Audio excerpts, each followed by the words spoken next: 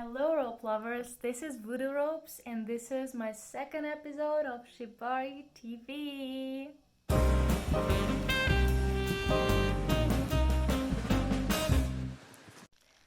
Today, I'm going to talk to Shibari Kuma, the owner of one of the cutest rope Instagrams that I have ever seen. Shibari Kuma is a California girl, and she is going to tell us how all this cute theme happened, how she taught herself Shibari, and will complain a little on those models who flake. I understand her very well. And much more. Let's go. First of all, I want to ask you if you can share your real name with us. Is that okay? Oh, no, yeah, my real name is Sage. Nice to meet you, Sage. Nice to really meet you. Nice to meet you. So question number one will be, how did you get into Shibari? How did that happen? Well, I'm 22 now, and I started when I was 19. It's a really not very exciting story. It's I was on Twitter, and I saw this cam model, and she was doing it, and at the time I didn't know that bondage could be more about than just sex and pain. Okay. And when I saw that she was just doing it for the art of it, sorry, my cat is right here. He's knocking everything over. But yeah, when I saw that it could be for art too, then I was like, oh, I want to try that. Yeah, right. It's always a different story for everyone. Some people try and get really into it. Others just give up after one not very efficient try. Yeah. Are you modeling or you only tie people up? I've only had a few people tie me up. I usually tie myself. Like I started as just a self-rigger, and it wasn't until after a year of tying just myself that I made some friends that also wanted to be tied up. And then from there, I started posting pictures. Then other people were like, "Oh, I want to get tied up too." Yeah, that happens. So I've done modeling, like self-modeling for taking my own pictures, and then I have had other people model for me. Yeah, I started on myself too. I've been tied up only a couple of times actually. It was more I hadn't met a lot of people that were like that actually knew what they were doing. Like I'd meet guys that were like, "Oh yeah, let me tie you up," and I'm like, "Do you even know how to do it?" And they're like, "Well, you could teach me." And I was like, "Okay, no." Like I can tie myself up. I don't need to teach anybody else how to tie me up. Yeah, but if somebody learns from your videos, you'll know that person actually tried, and maybe. Yeah. So how did you learn to tie? I taught myself. Like I watched a bunch of videos first on like YouTube, and then when I got rope, then I just started practicing the tutorials, and then from there, like after I got good at just following tutorials, I'd take like pictures from Tumblr that I liked, and I try to like recreate those ties and then change them into something new.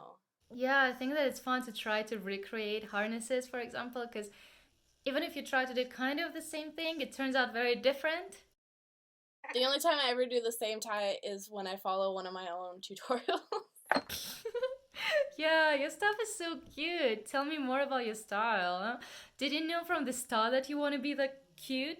Oh yeah, no, I started having an obsession with pastels as an adult, and so when I first started tying, and the cam model that I first saw, she was using pink rope, and that was like really cool. Like at the time, not a lot of people had pastel rope. I only knew like 2 stores that were making colored rope like that. I still have a lot of my rope is from that one of those first stores too. I still don't have enough rope. I have probably over like 1,000 feet of rope, and I still want more. Oh yeah, we all want it. Every like bundle I have is about 30 feet. I have like 30, 40 maybe bundles. I don't know. I never actually counted all of them. But yeah, I know I have a lot of rope. People are always like, "Why do you want more?" And it's just I don't have enough colors. Girls' problems. It's like I need like 4 different shades of purple and green, and yeah, there's still a lot of colors I want. But so like I always knew that I wanted to use pastel rope and just make really cute pictures with rope. Yeah, somebody on Instagram just commented that it's 300 meters because I'm thinking in meters. Yeah, I'm traveling with that much actually. That takes half of my Yeah, I was luggage. gonna say that's a lot to be traveling with. I have, I want to travel and like tie up other people. Like, yeah, I always thought about like how much rope would I ever take with me. I never thought I would take that much. Speaking about rope, what kind of rope do you prefer? I think it just depends on the person, like what kind of tie you want to do. Like jute is great for suspension, and like great for not burning yourself. Like cotton, if you pull it too fast, you'll burn yourself. I think for me, I love cotton because those are the ropes that get the best colors. Like I also have some jute rope that's colored that's really pretty, but I can't buy that rope anymore because the store owner who made the rope turned out was like revealed to be like an abuser in his community, and so I didn't want to support him. But I still haven't found another store that made like really pretty like colored jute rope. So like for me, it's cotton. Cotton feels better on the skin. Yeah, and you can clean it easily too. Yeah, for sure. So for real shibari stuff, probably jute is the best, but for harnesses and decorative stuff, I would choose cotton. Important question now. Tell me in a couple of words what shibari means to you. Like it's an art that I enjoy practicing. It's a way for me to express myself. Like that's what it is for me. I paint my furniture and then I also tie people and myself up. So you tie your furniture up? I've thought about it and I've seen other people do it, but I've just never actually sat down and tried to do it. I also don't have any furniture that would be pretty enough to tie up. I've never like sat down and like been like, okay, I'm gonna do this. So what I'm asking is that recently I was talking to a Russian rigger and she told me that she was asked for a session and a guy literally paid her to tie up a door and a laundry machine. Interesting. I wonder why she wanted him to tie up the laundry machine. Maybe it was broken and he just had too much sentimental value and he wanted it to just look pretty. Yeah, people weird. So do you get some weird messages? I've had some in the past, not really recently, but I've had a lot of random, the normal stuff, like random dudes messaging me like, "Hey, like, tie me up," or like, and I'm like, sure, like, if it's only platonic and you're just modeling for me, and then they're like, "No, I wanna fuck," and I'm like, "No, that's cool." Oh. Not down for that. So I just send them a number and they disappear, you know? Yeah, I've done that before too. I'm like, sure, if you pay me like this amount of money, and they're like, oh, okay, and then they just disappear. It makes me laugh. People are like, "But don't you always get like lots of like weird messages?" And I'm like, actually, no. So good job then. I get slaves and dick pics, you know? Dick pics I've gotten.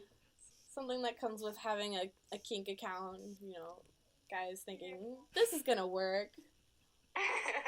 Yeah, a lot of people mix kink and sex, and that's why you have to explain that they don't always necessarily come together. Yeah. I try to make that clear on my account that this is art. Like, we're not here for that. Yeah, so do you want to develop your shibari or just keep doing it for yourself? Yeah, pretty much just doing it for myself because I enjoy it. I've barely done it this year too. Like I think last year was like really good, and so was the year before that. But this year I've tied up only 2 people besides myself so far. Yeah, but it's quarantine. Yeah. Well, the first few months the first few months I was like trying to make plans with people, right? And then people just kept flaking on me. So I've only had 2 people, and then now there's quarantine, so it's like I can't really have anybody over anyway. I feel like I'm just gonna continue doing it for fun for now, just because I'm not good at like planning ahead. I have anxiety too, so like going and putting myself out there, trying to do more with it, just scares me in the first place. Yeah, I can understand this. And also, finding people is not a problem for me anymore. I got my inflatable lady. That's my lady. That's cool. I didn't know they made inflatables of those. So she never flakes on me. Deflates sometimes, but it's fixable. So yeah, I was pretty happy that there was an inflatable mannequin and I didn't have to actually buy a sex doll. You know? That's really cool. Yeah, so back to normal. What shibari brought into your life except skills? I've just made a lot of friends doing Shibari. Like most of my friends I've made, like all like the models on my page are from like Tinder. Like I met them all from Tinder, and we've all just like really bonded over doing the Shibari together. I really love that. Nice. So you get models from Tinder, and it usually goes well? Yeah, I think most of my models have been from Tinder. Like a handful, maybe one or two have been from Instagram, but the majority have been from Tinder.